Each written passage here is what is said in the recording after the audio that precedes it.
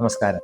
ഒരു വ്യക്തിയുടെ ജീവിതത്തിൽ അവന് ഉണ്ടായിരിക്കേണ്ട സോഫ്റ്റ് സ്കില്ലുകൾ, അതായത് അവൻ്റെ സ്വഭാവത്തെ നിർണ്ണയിക്കുന്ന പല കാര്യങ്ങളും, അവൻ്റെ ജീവിതത്തിൽ അവസാനം വരെ അവനെ എപ്പോഴും തുണയ്ക്കുന്ന ഒരു കാര്യമാണ് നമുക്ക് എല്ലാവർക്കും അറിയാം.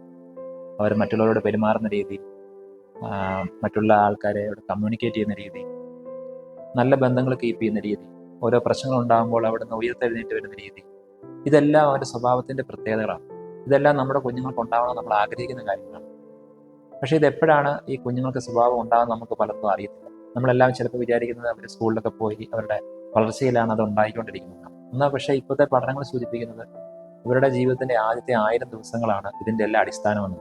അതായത് അവൻ്റെ അമ്മയുടെ ഉദരത്തിൽ ഉണ്ടാവുന്നത് മുതൽ ഏകദേശം 2 വയസ്സാവുന്ന വരെ, ഫസ്റ്റ് 1000 ഡേയ്സ് ഓഫ് ലൈഫ്, ആ സമയത്താണ് ശരിക്കും ഇത്തരം കാര്യങ്ങളെല്ലാം അടിത്തറ.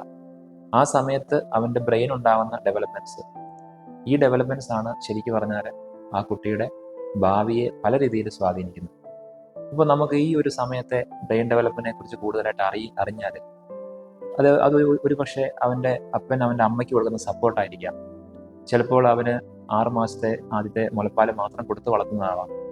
ചിലപ്പോൾ അത് കഴിഞ്ഞ് ആ കുട്ടിയോട് പലരും ചെറുപ്പമായിരിക്കുമ്പോൾ ചെറിയ രീതിയിൽ സംസാരിക്കുന്നതും അവൻ തിരിച്ച് പറയുന്നതൊക്കെ ആവാം.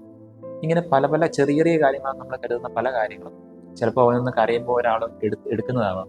ഇതൊക്കെ അവൻ്റെ ശരിക്ക് ഭാവിയെ സ്വാധീനിക്കുന്ന കാര്യങ്ങളാണ്.